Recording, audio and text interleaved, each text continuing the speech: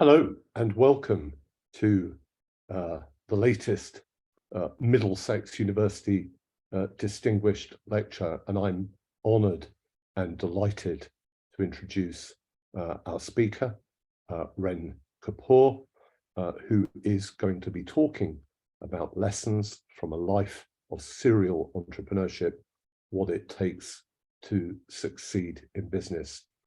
Ren has been a business owner. She's been an investor since her late teens. And over the years, she has come to run an extraordinary array of organizations. Today, she runs a whole range of business ventures. They include Enterprise for Life, Ex-Forces Enterprise, Ex-Emergency Services, the Soldiering On Awards. And in all examples of her work, you'll find the golden thread of enterprise and business, education and learning running through. She's brilliant. She's renowned for bringing together people from the corporate world, from the charitable sector, from government, from local businesses and indeed local authorities. And a few years ago, I think around 2016, she was awarded an MBE for her services to entrepreneurship. And she was given that by Her late Majesty the Queen in her 90th birthday honours list. And I believe she was given that award at Windsor Castle. Today, Ren is also an Army reservist. She's involved with the Federation of Small Business, and she's also involved with groups like the All-Party Parliamentary Group on Women, and she's an enterprise lead for education and skills. I've known Ren for some time. As she knows, I've wanted her to do this lecture and to share with us a wealth of experience and insights.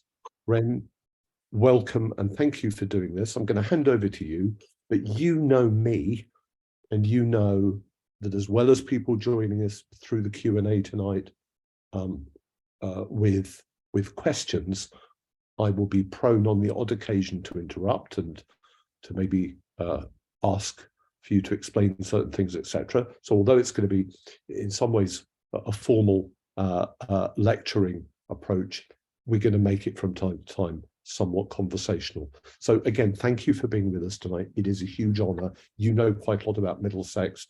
I know Middlesex has been woven into your life. You've had the most extraordinary journey, I have to say, for any human life, and your achievements have been great. So please tell us a little bit about yourself, your background, and what it takes to become the Ren Kapur that we know and that we love. Thank you. And thank you so much, Professor Tim, for the opportunity, but also for those wonderful, kind words. It is an honor and a privilege to be here. And I think, you know, as we talk a little bit more and I tell you a little bit more about the history and me, I think that will be quite evident as to why today is quite special. And being with you and the team is quite special. Now, I know we've got Christiana helping in the background. So Christiana, if we can have some slides, that would be amazing. Thank you very much. So thank you. And thank you to everybody who's given up their evening to be with us as well. So I just wanted to, Christiana, thank you for helping in the background. I'll just say next. And if that's just the cue for the next slide, if we may. So I hope everyone's going to enjoy the next hour, and we're able to share some insights. But I'm really excited as well, Tim, to have the Q&A, because I think that's really where, you know, one gets a little bit more about, well, how has it touched, and are there similarities, and what can we do to make the world a better place by sharing. So next slide, please. So what I'm going to talk to you about today is going to give you a little bit about who I am, a little bit about where I grew up, and what shaped my personality. I've been through a few little challenges. You know me, Tim. I've actually been through a few challenges, but I've actually had a few challenges more recently, which I think would be wrong of me not to sort of talk about very briefly. And then I would like to just go on to some highs and some highlights that have really helped to shape who I am as the person. So we'll just do a little bit about Ren, you know, and where I've come from. And then what we'll do is, if we may, is work on 5 insights. So 5 phases of my life in a little bit more detail, and what it's meant to me in the concept of work. What were those insights? So yeah, so we'll go with that, if we may. So Christiana, next slide, please. So that's me in the beginning, and that's my mum with me. I must have been about 3 years old at that time, and this helps to shape a little bit about me and my background. My parents came from India, and my father came to the UK in 1965. Mother stayed in India, but she followed about 4 years later. Now, this is quite important because this will tell you a little bit about the rest of the journey. My father came from a bit more of an entrepreneurial background and from the city. Mum came from a background of landowners. She was the eldest, my father was the youngest. So there was a very different approach to their experiences in life, but that wouldn't become evident until a bit later on. And the other things that shaped me, so when Mum came to the UK, I was born a year later. But as with a lot of people who migrated from other parts of the world to come to the UK, it was like the golden, you know, this is where they wanted to be. But Mum and Dad had to start from ground zero. So from coming from an entrepreneurial background of business, actually Dad then he was working in a factory. It came very evident that Mum would be needing to work as well, because there's 3 other siblings. I've got 3 brothers, much older than me, or at least they're probably not, the gap's not so big now, but it seemed it at the time, and they were born in India. So that poster where it says you and the country needs you was an average size poster in my brother's bedroom, but for me it was a massive poster. And as a latchkey kid, because I'd be looking after myself from about the age of 5, 6, 7, taking myself to school, had a little key round my necklace, you know, and pop that out and come back in. This sense of belonging, I didn't really know it at the time, but it was quite important to me. I went to a school that was local, Hansworth Girls' School, which became an academy years later. And we came from a family that was quite culturally mixed. Well, it wasn't until I was around 8, 9 years old. And my middle brother, bless him, came home one day and announced to the rest of the family, "I'm getting married," he said. And he had found himself a nice English lady. And I remember thinking, wow, isn't she just so glamorous? But that was my first interaction as a multicultural family, one that I would say actually was liberal. What I later found out was quite liberal to the boys, not necessarily to the girls, but that was the era that we were living in at that time.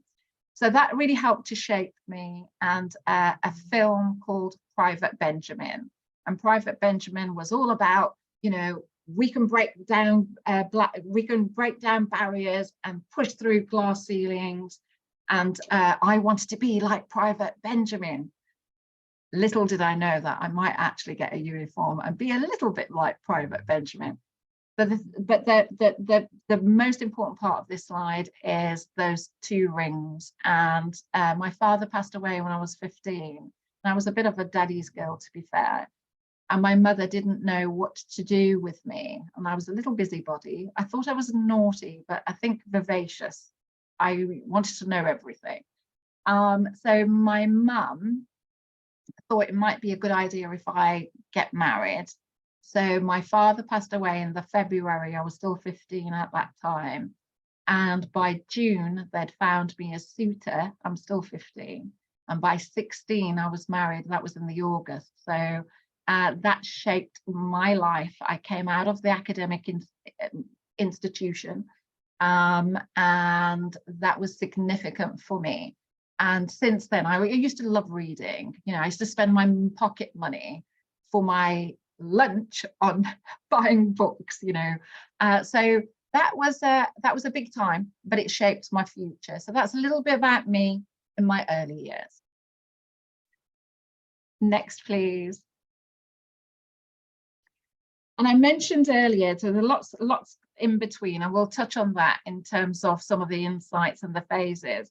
But I alluded at the beginning of this this talk that there was been a few hiccups. And we had a little few hiccups previous to that, but the significant one the last 2 years is on June 21. That's myself and my husband. And we're out 10th anniversary, and we're sat in this wonderful place in down south, and we're in the garden because it's in the pandemic, but we don't have to have masks in the garden, so we were good. And that month and that occasion, I found that something wasn't right, and I found a lump. And within a month of that finding, in July, the end of July, I was diagnosed with breast cancer. Now, this is quite significant because, you know, there's been really big things in my life that has changed me as a personality. This one, when I say I'm privileged to be here, and an honor and a privilege to be with you all at Middlesex University, but actually as life, you know, I was fighting for my life. And that's Christmas 21, where through chemo and various other treatments, and that's my grandson to the left, who thought it would be really good if he stuck on a crown on my head. So that's a sticky of a crown. Christmas 22, I was given the all clear. So that, in terms of giving me the time, I know one would think, you know, really, you've got other things to think about. But what that gave me was time to think about who I am, what I've done, and what, should I be lucky enough, I may want to do with the future. So that's really helped to shape. So I've bookended it. A big dramatic thing that happened in the beginning, and a big dramatic thing that I'm living with now. And Ren, you said that when your dad passed away, you then had what clearly was a first marriage, I assume. Yes. And that was a rocky road, wasn't it? And there were some inflection points there that had a huge impact on your life. Absolutely. And, you know, I think it's really important to, first of all, culturally, I love my culture. I think it's, you know, and I love lots of cultures. In fact, it's one of my things about going to places of worship and understanding those places of worship. So from my point of view, the fact that I got married at a very young age. Now, when my father, sorry, that's lighting, automatic, I'm not moving enough. So when my father passed away, it was, you know, we were grieving at the same time, but then trying to understand, you know, what the new world would look like. In my mum's defense, I mean, she was grieving herself. She just wanted to make sure that her daughter, you know, there's naivety, I think, from my mum's side now, because we discuss it, but that was not the right age. I was still growing up and obviously hadn't found what I wanted to do. I think I didn't realize it, Tim. But for me, academia, just virtue of being here, I love learning. You know, my favorite pastime is reading. It always has been. So I think there was a few things that were stolen away from me at that time. But the fact that the marriage wasn't working was just bad luck. We were two really different personalities. And a consequence of that situation was that I was actually out of the family unit. So that sense of belonging has stayed with me for a very long time. And I think we'll be weaving, you'll pick up some of that nuances as we go through some of the discussion today. Yeah, you don't know it now, but Tim, you're now my new family member. I get it. I understand. Excellent. Next, please. And I wanted to just show you some highlights, and you alluded to one of them already, which was the MBE. That's 2016, December 2016, and in April of that year, I had this letter come through the post, and it was really official. And I thought, goodness me, what official? You know, what have I done? You know, what? I'm sure I haven't missed a tax bill, but that was an invitation to accept the honour, which of course I was delighted about. And even to this day, I do not actually know. I've got a guess, but I do not know who put me forward for that MBE. And to say that I wasn't expecting is an understatement. I wasn't expecting that. And I guess, you know, most people don't. The other person that was significant in my life was the late Lord Young, and unfortunately he passed away last year, but about 5 years ago, he became a mentor to me. I think he may have just been mentoring me a little bit. I just didn't know about it. But when he said something that was very profound, and if anybody knows the late Lord Young, they'll know that he did a huge amount for entrepreneurship, a huge amount for people who haven't necessarily conformed on the educational treadmill, if you like, but have thought about entrepreneurship to really get them to be able to bring that to the table, and has helped an amazing amount who have gone through the formal entrepreneurship and enterprise education. So he is sorely missed, but he had a very profound effect on where we are today and the amount of people we've been able to help today, and not least myself. So education again plays, you know, another role. I love spending time with young people. That is my happy place. So I've volunteered to support the cadets and the cadets in enterprise, and that's something I do. Even, you know, I'm doing similar at the end of May. I'm a reservist, and I put a couple of photos there. That's Judy Murray, Andy Murray's mum, a brilliant woman, driven herself, Mira Sayal, and my two sons, my husband, when I got my MBE. So, you know, different people and different places, some that you know will come into your life knowingly that they are going to help you, to give you a hand up. Some you do not know, and you don't know it's even happening, and some you want to pay that back to. And yeah, that's my happy zone with young people. Next, please. So that's a little bit about me, the beginning, a few hiccups, you know, bookended. We'll talk a little bit more about some of those. I don't think I'm that interesting, but but maybe there's some insights there and some highs. And the next part, which is the early years, my work and my early years, proving my worth, the power of networks, owner to investor, and founding and scaling. So we'll look at that from a work perspective. Thank you. Next, please. So this is the early years. Now, the insight here, Tim, and I really wanted to pull out, is hard work. So here I am at 18 years old, and we have bought, it's not called, it was called Mariah News at that time. That was my married name. So I bought a business, funded, thankfully, with my mum's help. And it was a high street news agent in Birmingham. I'd already had my first son by this time, so he's 1 year old. So 1 year old, a business, early start, really late nights, and you're juggling all of that sort of family life. You're finding your feet. And the significant part about this as well is I went into Birmingham Town Centre one afternoon, and I bumped into one of my good friends from the school I went to, from Hansfield Girls' School. I still keep in touch with her today. Her name's Geeta. And I said, Geeta, what are you doing? And she said, oh, I've got to dash. I've got one more college lesson, one more session, and then we're going clubbing. I was like, wow, that is so far removed from my life. But what this did give me was a real insight from a very young age that, you know, you are going to have to graft, and it's okay to do that. And things aren't always going to be, you know, rosy from a work perspective.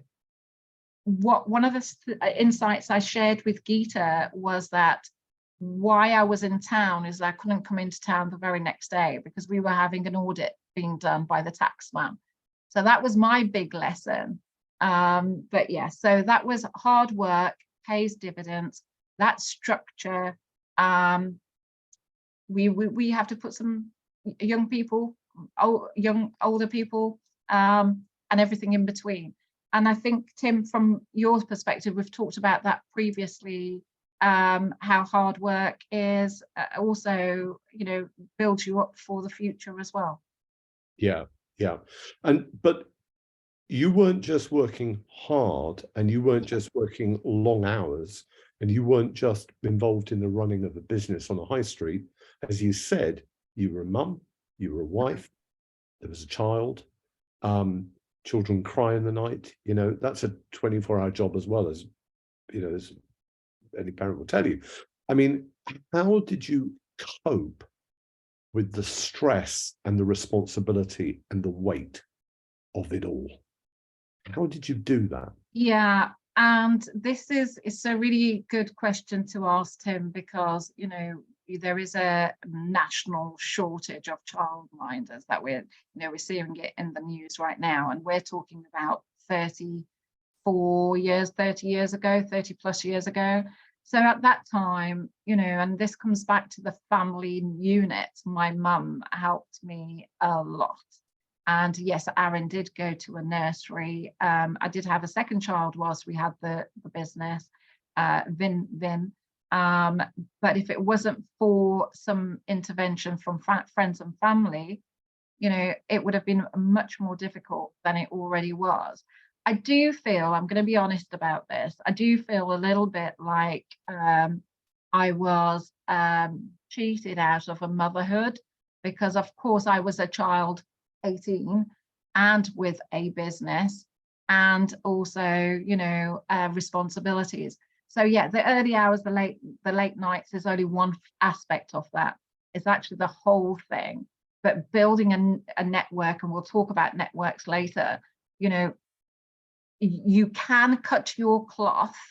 You know, I see my children now, and we've got one of my stepdaughter has her second child, and I just look at her and I think, how on earth do you make all that work? You forget you were there as well, so you can do it. Next, please. Proving my worth. So now we're into my mid-20s, and, you know, I've been divorced, I've got 2 small children. You know, that was a battle in itself, because of course, you know, that came at a price. I'll tell you, I'm happy to talk about it, but I really want to go into this, which is the next big career part of what I was doing. Now, this is really relevant to some of our students on the call today, because you'll know that I mentioned I came out of the academic institution, and I didn't need so much, although I would say you still need some to run any size organization. But I wanted to do something different. I wanted to work in the corporate space, but I didn't have the credentials to do that. And I could also see that there were some real gaps in the sales and marketing of client acquisition. So I went and I developed an organization called Growth Sales and Marketing, which is all about sales and also client acquisition.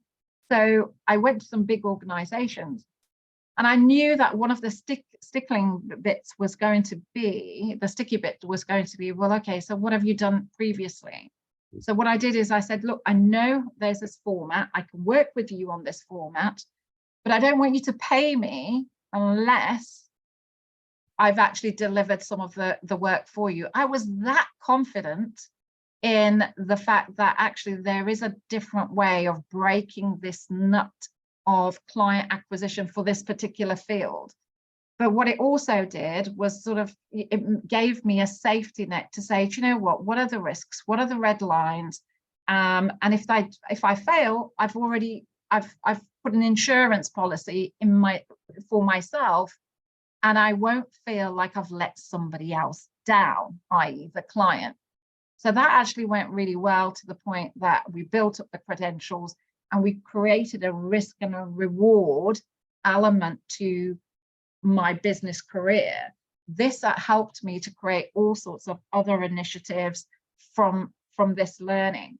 And I guess what the takeaway is that for some of our students who may want to go into something that they haven't quite got the credentials for, or they are building the experience, they may need to have a look at a risk and reward. I'm not saying do it for free, by the way. I think that was too far the other way and had its own challenges. But if you can put a win-win model in place, then, you know, yeah, it's one way to create credentials. Tim, to you, any questions on that? No, I mean, in a way, I think what's coming through is that despite these hiccups and the bumps in the road, there's something about your personality, your confidence, a degree of steeliness as well, where that comes through and you're able to create a cycle of success, a kind of self-fulfilling prophecy. I don't think that can be created. I think it can be taught. I think you can learn it, but there's something within you, Ren. It came from you. You said you came from an entrepreneurial background, but you know, to go out there and to offer, to make a pitch and of, you know, I'll add value, and if you don't think I do, well, don't pay me, but I'm so confident that I will, then you can. You know, that says an awful lot about you as a personality and as a human being. Thank you. And I think there was a phase just before this one as well, where, you know, I'm now out of the family, you know, as I did say, there's lots of highs and lows. But prior to this, I joined an organization, or I saw an advert in the paper.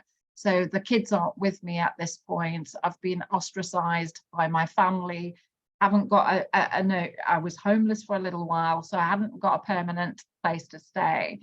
And I couldn't give myself to a 9-to-5 job at that point. So I saw this advert for freelancing, and I took that on. Another cracking part of my existence in work, because it was working with 35 male engineers. And I say why it was cracking, it was because I beat their stats within 3 months. I was so happy. But, you know, so taking that sort of, you know, personality, as you say, yeah, there is a theme there. I appreciate. Thank you. Next slide, please, Christiana. And then the fast forward, I've taken another decade now, and I have had growth, sales and marketing, and I've helped there's been some big businesses who have merged, and we've helped with all of that sort of good stuff.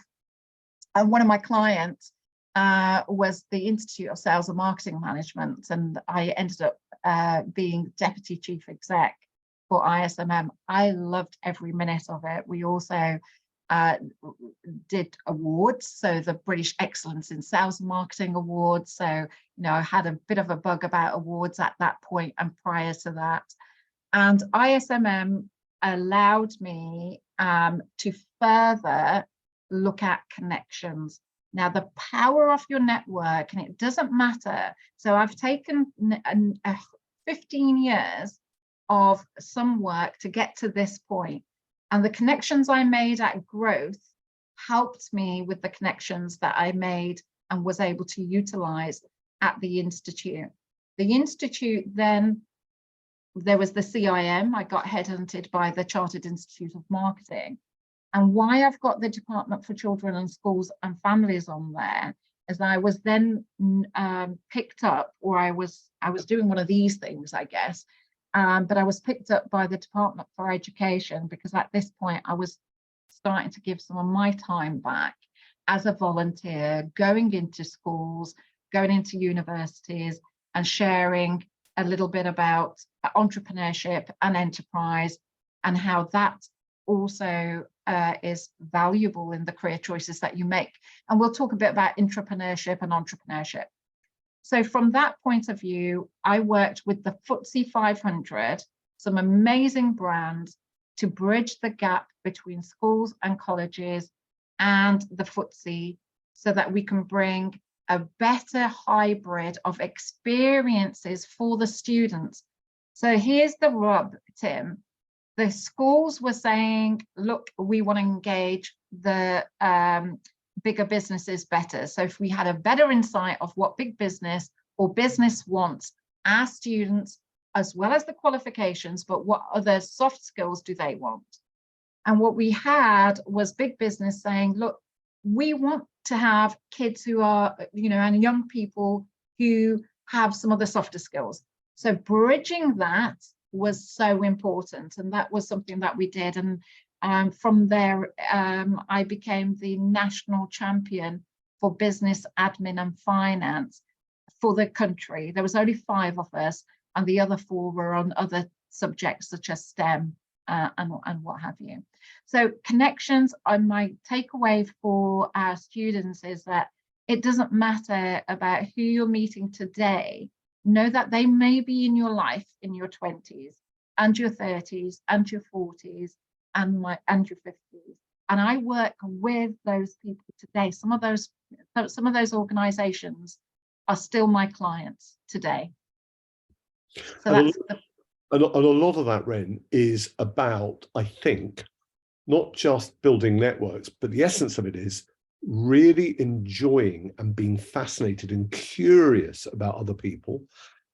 I think it was George Orwell, I think, maybe I'm wrong, but I think it was George Orwell who said 85% of life is simply turning up. What he meant was, if you have an opportunity to go out there to meet people, an event, whatever it is, go and meet people, because you can never predict what will come from it. But if you meet people, give them your card, get their phone number, find ways of keeping them in your life, even if it's just Happy New Year or Happy Birthday, because it is amazing, isn't it? How, particularly as you get older, the decades start to fly by.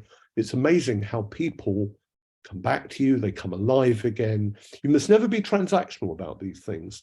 You must never say, oh, I'll keep that person because they may be useful. You've got to be, I think, profoundly relational, and it has to be true. You have to have that fascination with people. But boy, over the course of a human life and a working life, networks can be so important.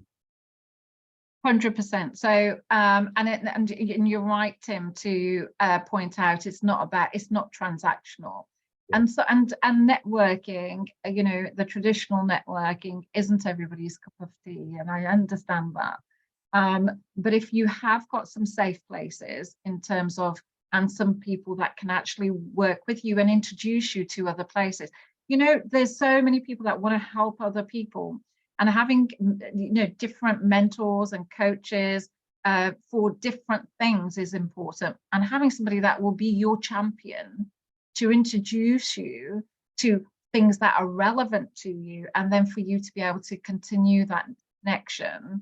There's that saying, and I'll finish on this one, but Tim, you'll have heard it, is that, always respect the people as you're in your journey, because you never know who you're going to meet, going up or coming down.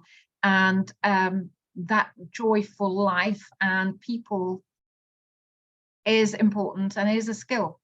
Find somebody who's your champion. Thank you. Next slide, please.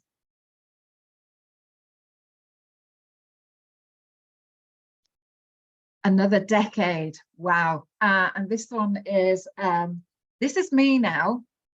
I've had a few businesses, and I've made a little bit of money. I've got some money saved up. It's significant for me, okay? And I was approached by somebody in my network, as it happens, a great organization, great product called Silent Edge. And I knew their CEO from some of the work that I did at the Institute. And Russell had come to me and said, look, we're looking for some investment. So 5 investors came together. I would say I was the youngest one out of the other 4. And for me, that investment was a massive amount. So I was like, well, I love the concept. I love what they're doing. And I love the other 4 investors. I was going to be a silent investor in Silent Edge. So, you know, pardon the pun there.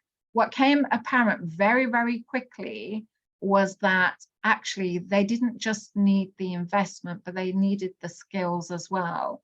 So we all 5 investors started to get more involved in the organization.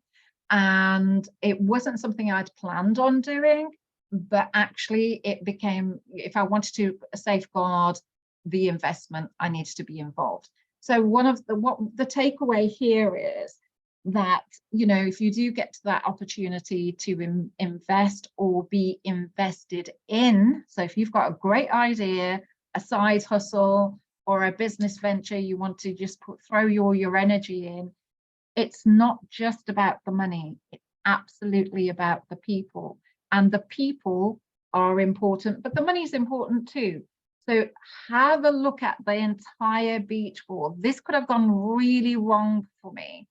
And thankfully it didn't, but that was because we were able to be nimble and act very quickly. And the investors came together very quickly for this. The organization itself was about excellence. So it's right up my street in terms of excellence in sales, excellence in marketing. And we created some brilliant products and some great clients. So the takeaway, be vested in your investment, but it's about the people too. So yeah, Tim, over to you in terms of some insights on that. Yeah, so I mean, the first thing is, here you are, you're running a business, it's about excellence, you've got great clients, and I think it's obvious, isn't it, that it was successful. What I think is really, really important about your journey so far is putting to the side the bumps in the road. Yeah. Of the shop front that you showed us back in Birmingham, back in the day, which was, you know, a humble local business. But what you're really telling us was that there were skills, there were insights, there were things that you were starting to pick up then that took you on this journey, so that you were not just an investor, but you were vested in what became a successful business. And it reminds me of a friend of mine who will be nameless, someone who runs, well, a major trading house, both here and in Southeast Asia, and who's an extremely wealthy and successful business person. I asked him probably 10 years ago, you know, what helped him on his way. I knew that he had not gone to university. He'd actually tried to do a business degree, but it hadn't worked out for him. Yeah. And what was so interesting, and I'll never forget this, it really kind of hit me. He said, my first job, Tim, was working at McDonald's. And he said, I went from having no stars on my badge to having 5 stars. And he said, having the structure and going through that experience of dealing with customers, dealing with the cleaning, dealing with the people, you know, kind of going up these ranks on, we all talk about just a muck job.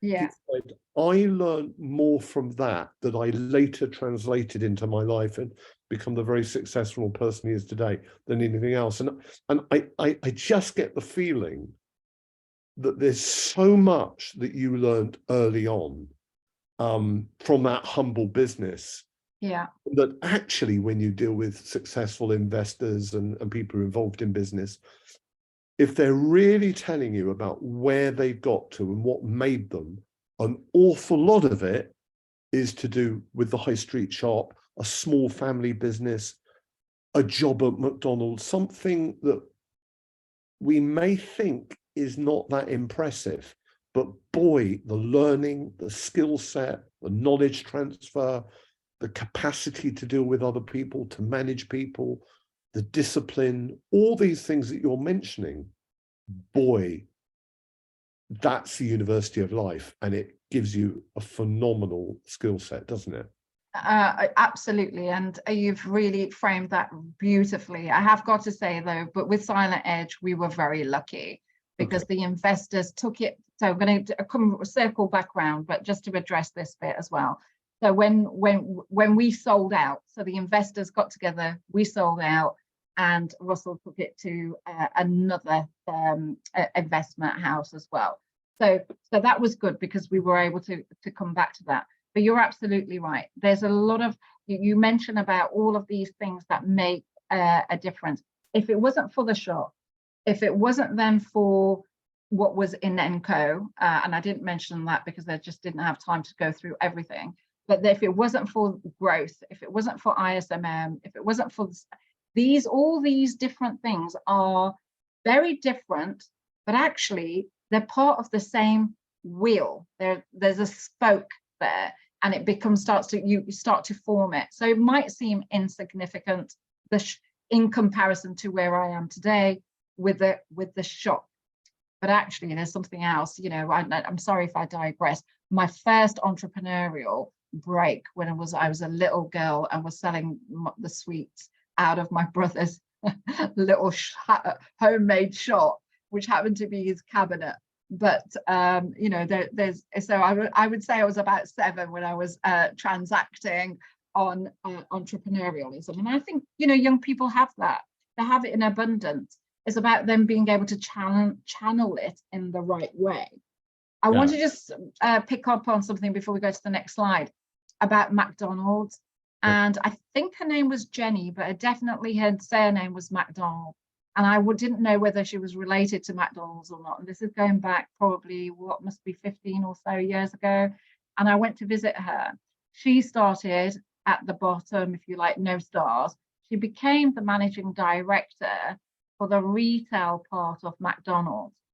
So you just don't know where you're going to end up. And she loved it because she was also working very closely on the apprenticeship program. So there was a kindred spirit there.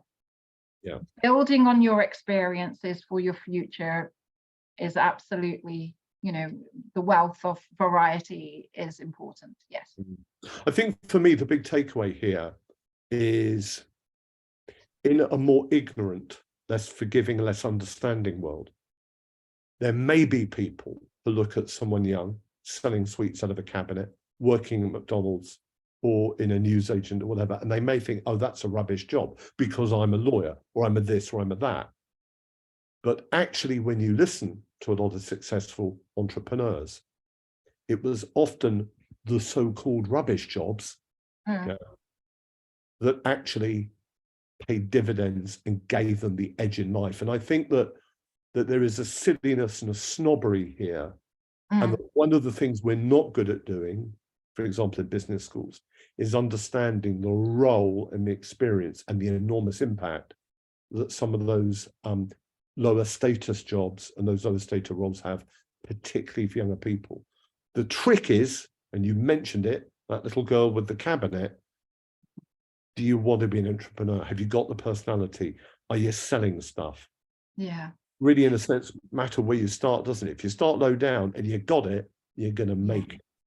And absolutely. And if it wasn't for those experiences, I wouldn't have leapfrogged to the Chartered Institute of Marketing as a director, as an employee, and in the Institute of Sales and Marketing. I wouldn't have leapfrogged into those.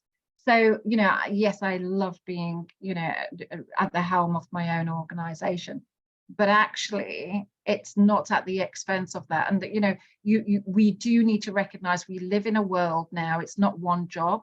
You don't just go into one job and it's one career forever. And I think that is really evident as we move forward into the future. And people will have side hustles, they will have an employed job, they will ebb and flow from these. The experience of an entrepreneur into an intrapreneur, so i.e. organizations are looking for that entrepreneurial spirit even inside their organization, even if you're employed, and vice versa. I think it's really important to have that hybrid experience. Next slide, please. Founding and scaling. So here we are today, and we're going for sort of like full circle. That's me at the London Stock Exchange, and one of my proudest moments, and opening the market. So here, cutting a long story short, another 10 years, we will be celebrating our 10th anniversary in July this year for the role and the organization that I created back in 10 years ago, which is Ex-Forces Enterprise. It's a combination of all of my experiences, Tim, that have come together to be able to create XF. So we mentioned Silent Edge. Sold out my shares on Silent Edge. Very happy, Ren, because I managed to get my investment back with a little bit extra.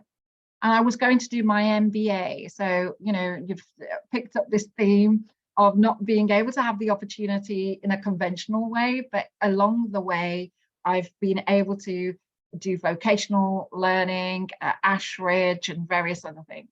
So I was going to do an MBA. And at the same time, it was 2012, the world was going through another challenge. We'd already had, you know, the crisis of the financial markets a couple of years before that, 3-4 years before that. And the armed forces were going through their big challenge. Now, you know that I was leaning into the armed forces as a little girl.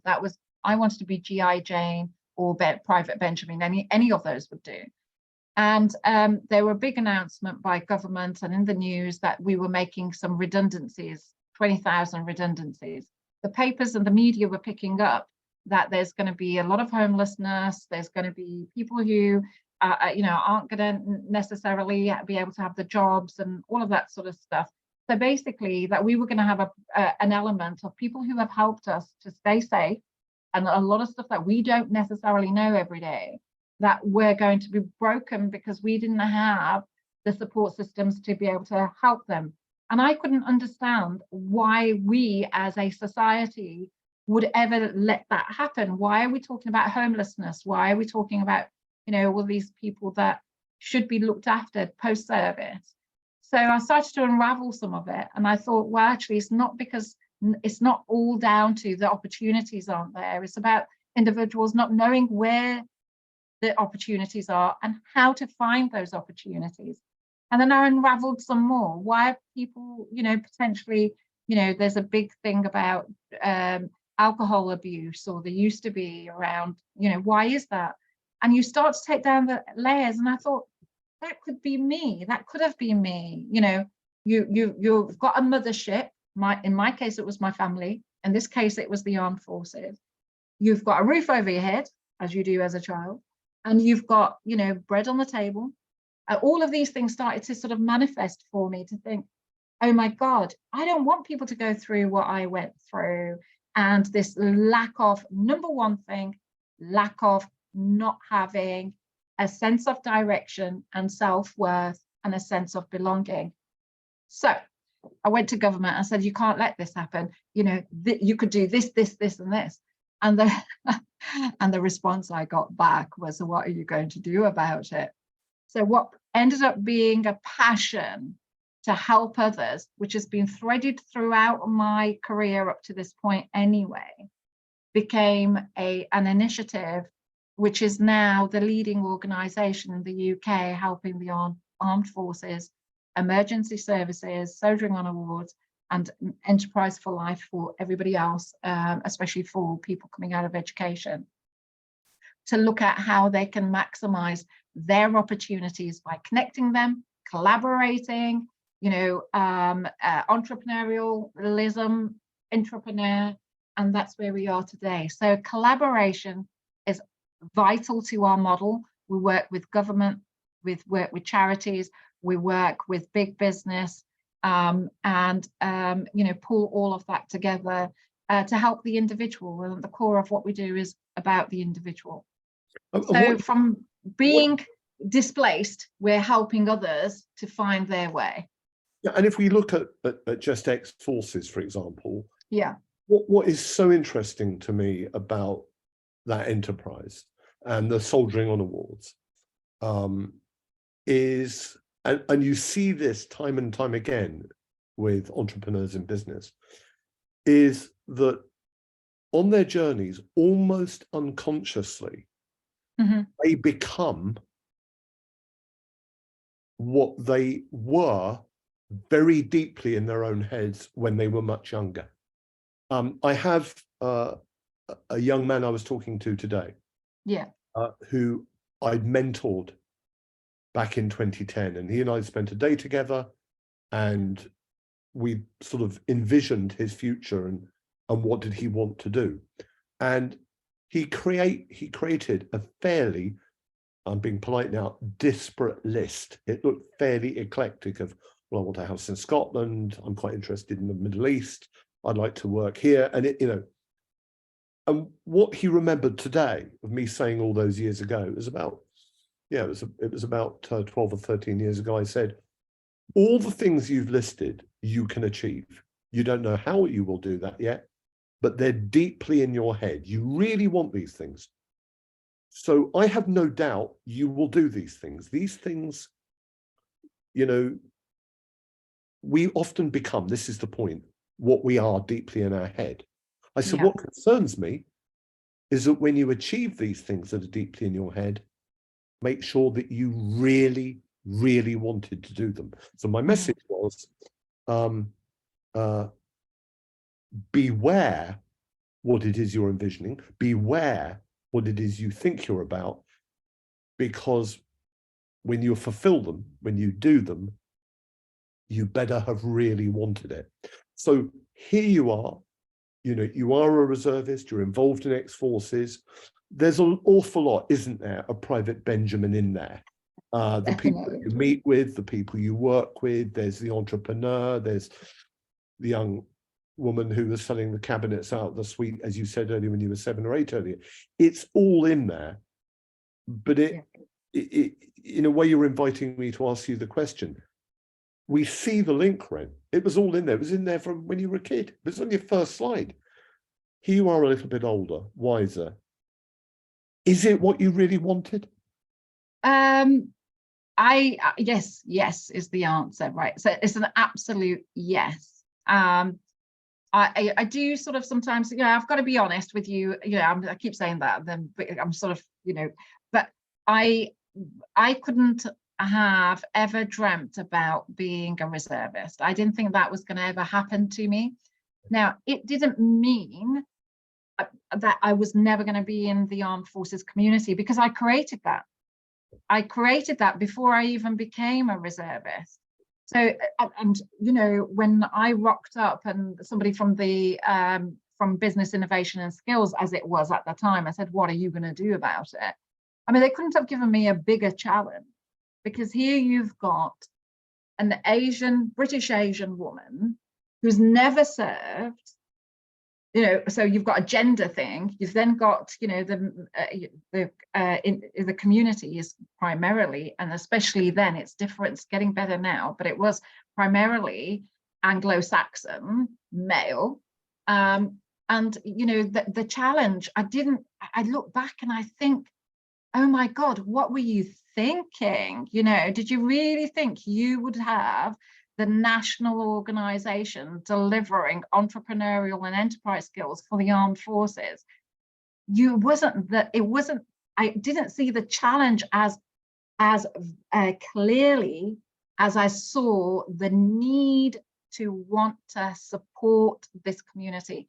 I had my red line. I was going to do it for a year and put X thousands into it. And if it worked, it worked. And if I needed to hand it over, I would. But I had a think, I needed to prove it could work. I believed in it, and I didn't want anyone to say it wasn't going to work.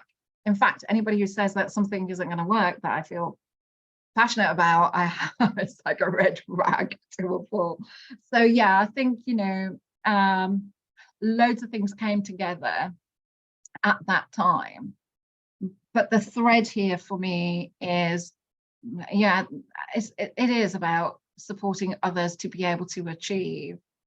And it fills me, Tim. It helps me. It's not just a one-way street. This isn't me being some sort of, you know, trying to put magic dust. It's not me being some sort of fairy godmother.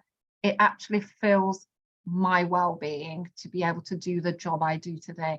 But I'm grateful to be in the armed forces. That's my family, you know, my new family. I've got a family. I've got 2 boys, and I've got 2 stepdaughters, and I've got 4 grandchildren, another one on the way. But I don't see them very often.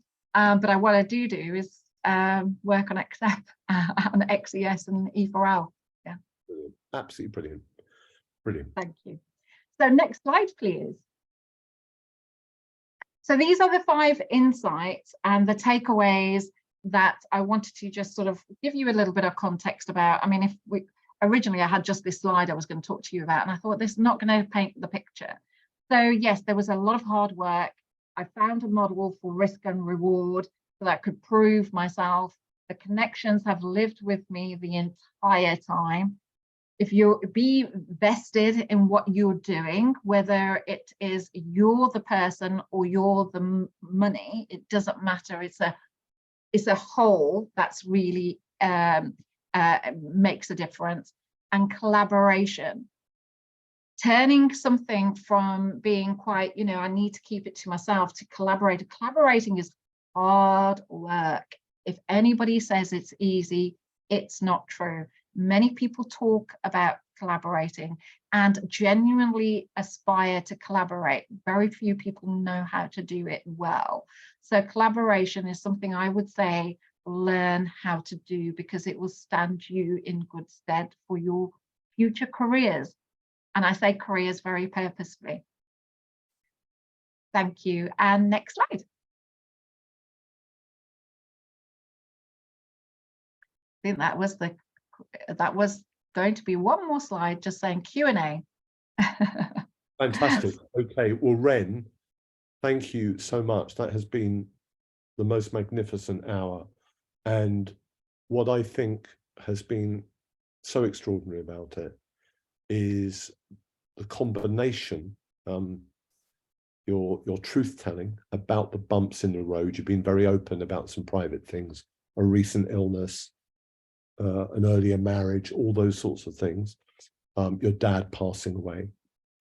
But this boundless optimism and this energy and this tenacity and this shrewdness to always punch through and to channel what is very deeply inside you and has been from a very early age, and for you to become that and to find fulfillment in it.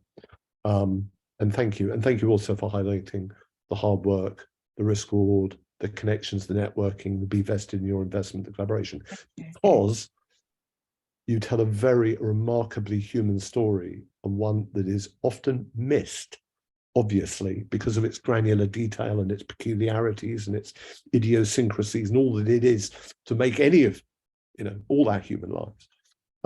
All those things are often missed in the great textbooks and the great lectures.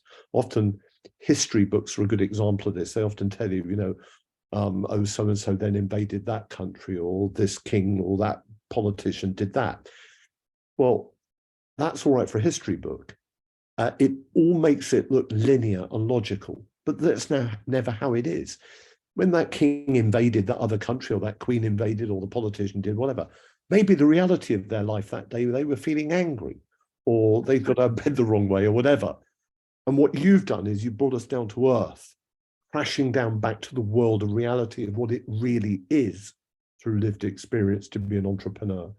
And we rarely get that, I have to say, that combination of your sort of the high level frameworks, the concepts, some of the theories, with the granular detail of the human condition, what it is to be human. So it is with profound thanks. Now, I can see that we have, well, we've got some comments, first of all. I'm just going to read them.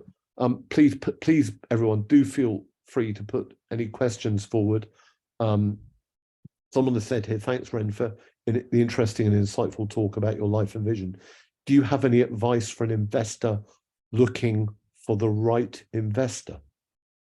Right, so an investor looking for the right investor. Okay, so we've got an investor looking for, right. Maybe the right investor looking for the right investment. Let's take both folks and have a bit of fun. Yeah, and you know, we got to start doing things on a more human level, Tim, because you know what happens, you sort of, you know, and it's really nice to sort of, as entertainment, to watch the Dragon's Den and, you know, here's my wad of cash, you know, pitch me, give me your pitch.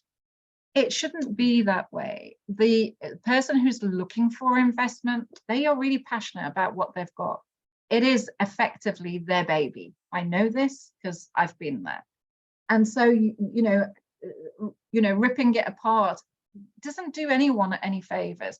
What you've got to look at is that person the one with the money? Is that the right person?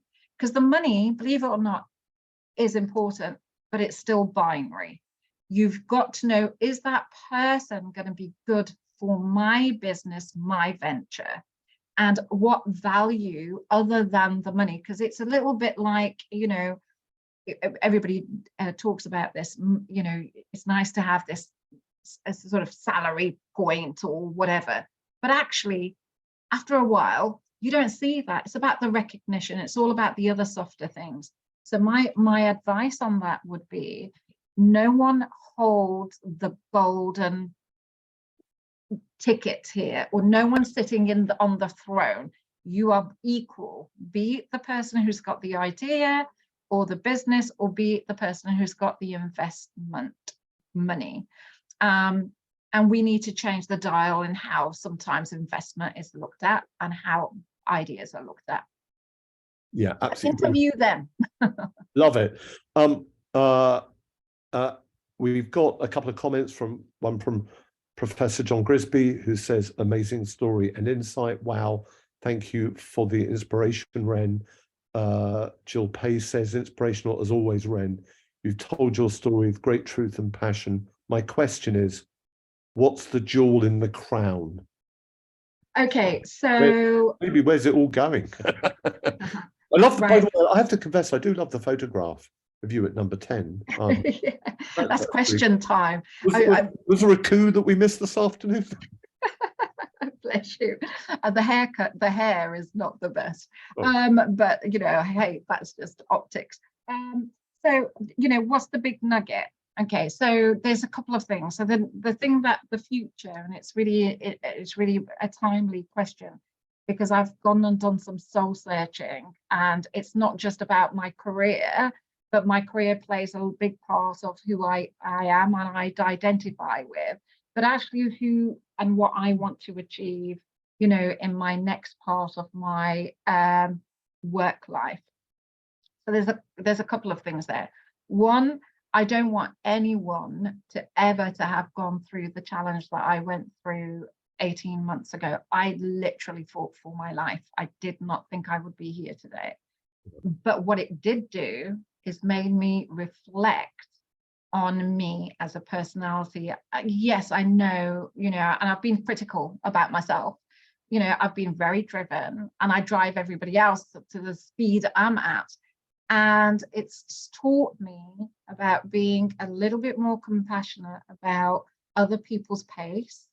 And, you know, I used to be one for perfection. And I realized that perfection is in the eye of the beholder. And if perfection, you know, somebody said to me over last week, perfection isn't a realism, because actually you get to it and then you're just going to perfect some more. So although I haven't wrapped my head around that, because I do like perfection and I like to have raised the bar, I do do feel that actually, working and understanding people is a really big part of that. So I think that's given me a massive insight, and just, I'm enjoying life a little bit more because I'm being easier on myself. So it's not just about be easy on others, but be easy on yourself as well. So I think that's quite important, because that's the grounding. The second part about what's the next what's the next thing is about enterprise learning. I'm spending a lot more time for enterprise for life, but that is because I enjoy doing it, and I think there's a lot to do. Okay, I love the points, and I think we've all had friends, haven't we, who've had the sort of health challenges that you've experienced, and a lot of people actually become more patient with themselves. That's a big thing, and they really gain some altitude above their life, and they learn reflective practice and the value of it. And we can teach that. We do teach that, of course, in business schools, but there's nothing like a health bump in the road and a serious challenge in that wonderment if you're going to be there to really you engage with that. So thank you for that. And it's just, I have to say it, and I know everyone on the call would want me to say it because they'd feel it. I know you've got the all clear, and it's all good, but I have to say, boy, you look well. Thank you. Thank you. Well, it has to be said. Right. So a couple of questions, two questions. Anne Elliott, Dr. Anne Elliott, who's a colleague at Middlesex University in our wonderful sports department, London Sports Institute, all those people. I'm going to actually give these questions to you separately because they're biggies. Number one, why are the UK military so exceptional in adding value to people who join from deprived backgrounds, and why doesn't the Ministry of Defence talk more openly about these successes? Excellent question. So can I break that up into two places? So we've got talk more about it, and I think, and then the first one is about exceptional people from different and sometimes hard to reach backgrounds. So the first one is that the armed forces is one of the biggest employers in the country. Okay, we don't realize it, but they are. And the second part of that, in a very, we can unpack this a lot more, Tim, and I would love to come back, and do something, in a different way. But the biggest thing here is that training. 98% of the time, our military, this is what's been taught to me. So, I know it from all of the time that I've spent with my colleagues. 98% of the time, they are training. And they are training in resilience, they are training in how to adapt, they are training in teamwork, all of those skills and attributes that actually aren't dissimilar by a high-performing entrepreneur or director. You've got to be resilient, you've got to adapt, you've got to think on your feet, you've got to be a team player. That's their life, 98% of the time. Yeah. So I think when we talk about the armed forces being quite exceptional when they enter the civvy street, it is because they've had these skills and they can be taught. Now, there's something else I really want to very quickly. I subscribe to a very simple model. There's other ones as well, but the ones that my team, I hope everybody in my team understands, because I talk about it often enough, is called BASC. And there's it's a pyramid, and it's got 3 sections to it. And the bottom section is the most important. You're looking at behaviors, attitude, skills, and knowledge. You can teach skills and knowledge. Behavior and attitude is a little bit more difficult, but the military do it really well. They will give you all of those things. Sometimes some employers might find it difficult to do that. And without that, you can't get the right activity, and then you'll struggle to get the right results. So I think, the military are very good at training. They're very good at looking out for each other. So that's the first part of the question. The second part of the question is why don't we hear more about it? It's really unfortunate, because we do know that some people, even in the general walk of life, will have issues, whether it's career issues, well-being issues, or whatever. We hear about those, and those are picked up more than the good stories. So the MOD are actually trying to reverse that, and we help with some of the case studies around that. And we also know that, you know, you're going to retain a bad situation and look at that 5 times more likely than a good one. So we have to turn the dial on this, because the career that you can get via having served is exceptional. I did it reverse, but it's those skills that really get unlocked. Brilliant. Dr. Anne Elliott's second question is she says, what is Ren's reflection? What's your reflection and advice to those young people who want to make a success of their lives, but they have yet to find their passion? You were the girl, weren't you, who sold the sweets out of your brother's cabinet? Yeah. Entrepreneurship, Private Benjamin, the military life, Yeah. these were passions that Ren had from an early age. It's great. If you want to be an artist, if you want to be an engineer, a lawyer, whatever, a soldier, whatever, that's fantastic, because you know what you want to be. Very difficult for particularly our young friends who don't know what the passion is. They haven't found it yet. And some of them may never. What's your advice or reflection there? My first advice is come and talk to me.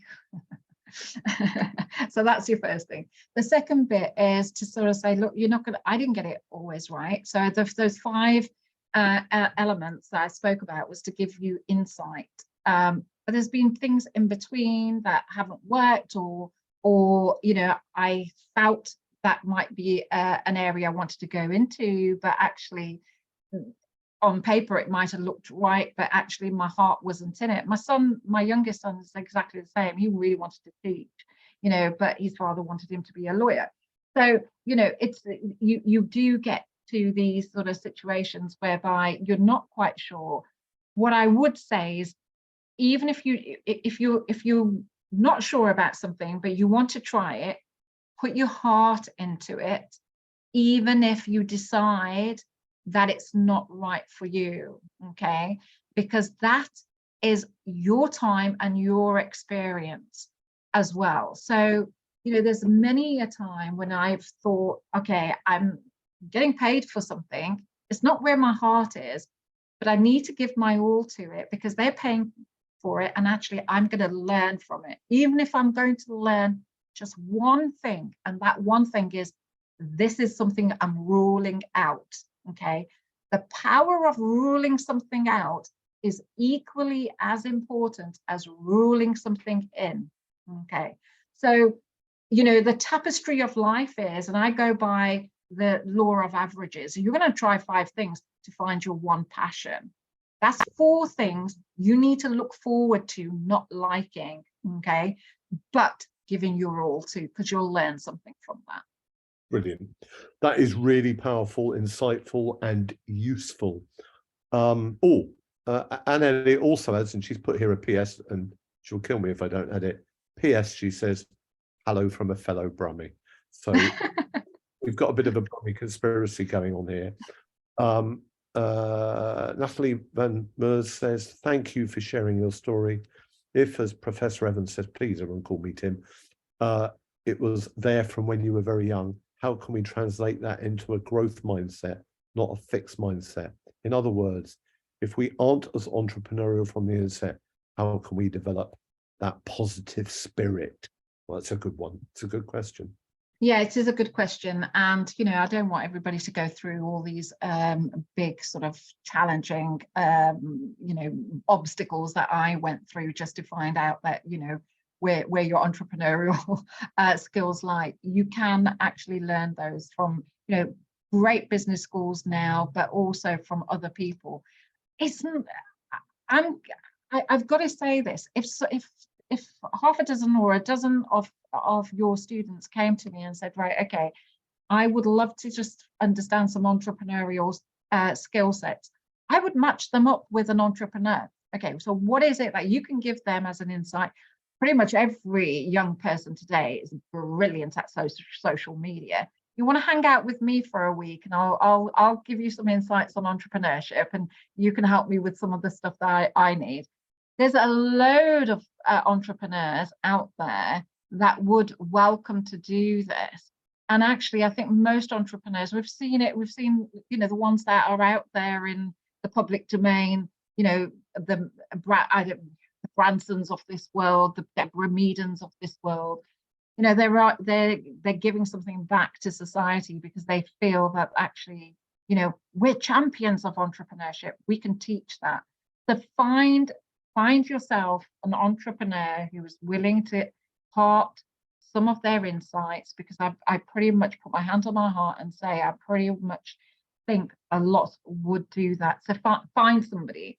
Also, it can be taught, but it's not always just textbook. It is also shared experiences, lived experiences. My biggest one, and I would love to do this with you guys, Tim, if you're okay with this, is understanding where your red lines are.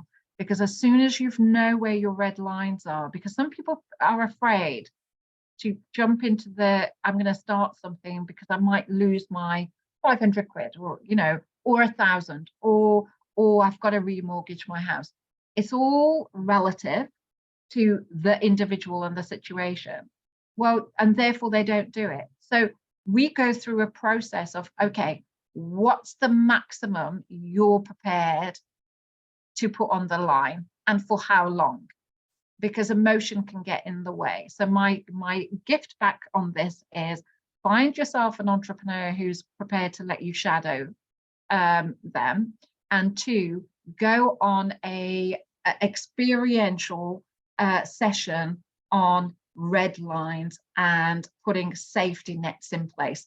I deliver that part of the training that we do for our armed forces. I've done that for quite a while. It's my favorite bit, because you just take the sting out of making the decision. Yeah.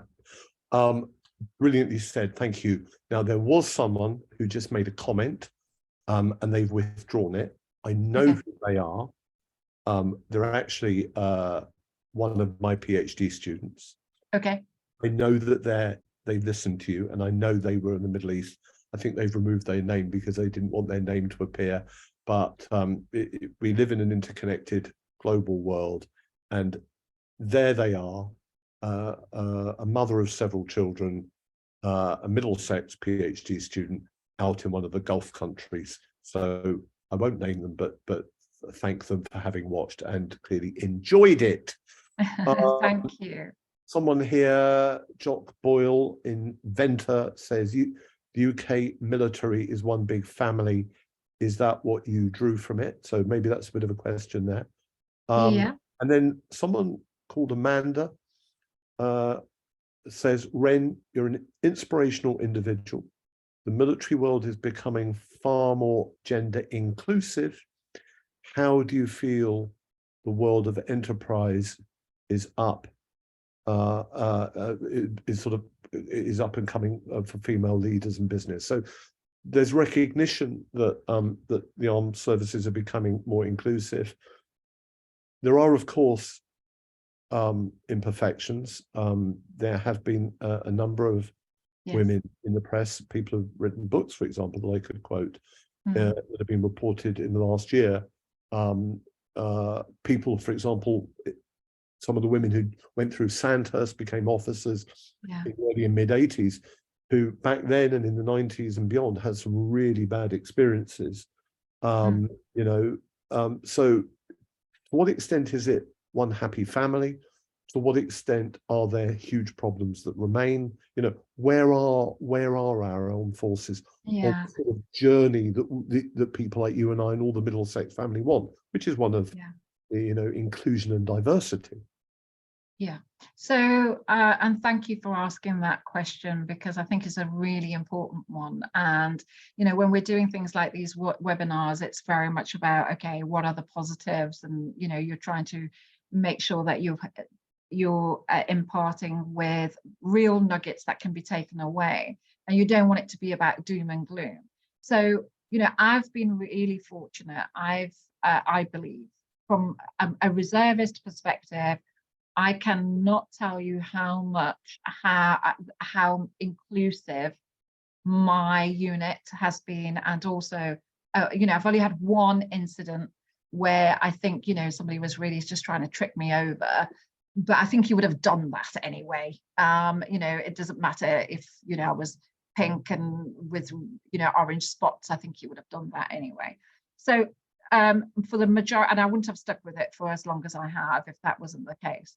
So I think, what Amanda is saying, yes, we are getting more inclusive. Yes, we are seeing, and we're making a big effort to make sure that the stereotypes of, brace up and march on, and, if you don't conform, that's it, sort of thing. And, women are able to lug around the things that, that you need. So I think that there is a real emphasis of change there, and that's great to see. And I know some of the things that you're talking about in terms of, Tim, some of the 80s and 90s, unfortunately, there is still some of that around, because those people are still working, but maybe not inside the institution, maybe externally. I find that there are some areas where I'm still breaking down glass ceilings, and sometimes I have had to question, is that because I am who I am in my demographic, or is that just because they would be that way anyway? And I haven't got the answer.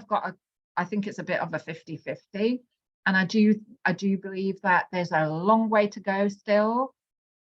Maybe not long way, but there's still a way to go, but we could have that.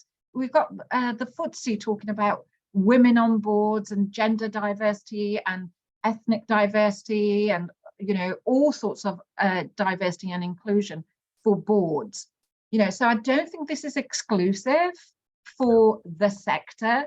I see the sector doing something quite publicly to change the dial. That is progress. Yeah, it's fascinating, isn't it? Someone said to me recently, I think the Royal Navy is very unusual in our public sector, anywhere in our public sector, because the Royal Navy has records that go back 600 years. And before that, there was the Royal Scots Fleet, and the old Saxon fleet, and I think they had records for another 200 or 300 years. So unlike the NHS, which has only been around 70 years, or other institutions of state, the Royal Navy has been around a very long time. The modern army traces its roots back into the mid-17th century, the 1640s, 1650s. What's really interesting about that is all these institutions are unique in that we have records, therefore, that go back a very, very long time. And because they're very old, very historic, and therefore could be very set in their ways and carry all the prejudices and the outmoded ways of thinking from those times, it is really interesting, I think, to think of the change that is occurring in our lifetime. And the changes that have occurred since only the 1980s and 90s. I have to say, I think Middlesex, as a disruptive institution, has made its contribution to all of that. But often we dwell on the bad news and the journey yet to come, and we forget some of the huge successes and milestones that have already been achieved. I'm not saying that the military is at the vanguard or the cutting edge of it, but they're up there. They're up there in the numbers, along with friends in the FTSE and elsewhere. I would concur with that completely. But we also have to recognise that a lot of the students that are on this call and you work with, they are our change. They are the leaders of the future. They do need to know about our past. They do need to know about our current situation. And that's why I love spending time with young people, because I find them fascinating. But I'm also thinking, do you know what, in another 20 years' time, they're the ones that will be doing the policies. So if we can share some of our insights and tell them, tell people and work together, coming through, and past, present and future, then that's got to be a good thing. We're making progress. We need to make a bit more progress. I'm not on about diversity and inclusion right now, but Tim, the thing that fascinates me right now is that we need more relevant innovation, ideas, and that entrepreneurial spirit we've talked about today, whether you're working for somebody or you're doing it for yourself, or both at the same time. How we're living today is going to be very different to how we're going to be living in another 30, 40, 50 years. And we need to prepare ourselves for that eventuality as well, whether that's food, water, shelter, all of those things. You know, we're in a bit of a privileged situation. You know, you just have to look over the fence sometimes, and there's other things that other parts of the world are having to address that's far away from what some of the things that we're addressing. So organizations, institutions like Middlesex University, which has got such a diverse amount of talent and people and students from all over the world, collectively we can make a difference to life. Ren, we've hit 7:30. You have, of course, been brilliant, and a lot of the people who contributed and commented this evening, they've all made that point so eloquently. We're going to be closing very shortly. Is there anything else you would like to say? Or do you want to just make it what the film industry call a wrap? I'd just like to just have one thing to say, and I know I've said it already, but you know, it doesn't matter whether you are an entrepreneur, an intrapreneur, served in you know, an institution, civil servant, whichever way. You know, what the theme and the thread throughout of this is adapting quickly, hard work, resilience, trust, collaboration, and keeping your connections, you know, and building those connections, because you don't know what you're going to need when you're going to need it. And also you can give something back. So, you know, that would be my takeaway. My last thing before we do It's a Wrap. People are incredible people. Brilliant. You know. Ren, thank you so much. What you have done, you haven't just given us a distinguished lecture. You've actually, and I don't know if you knew you were doing this, you've actually given us a world-class masterclass at many different levels, what it is to experience and to live a human life. So it is with deep gratitude that I thank you on behalf of Middlesex University and our family and our community.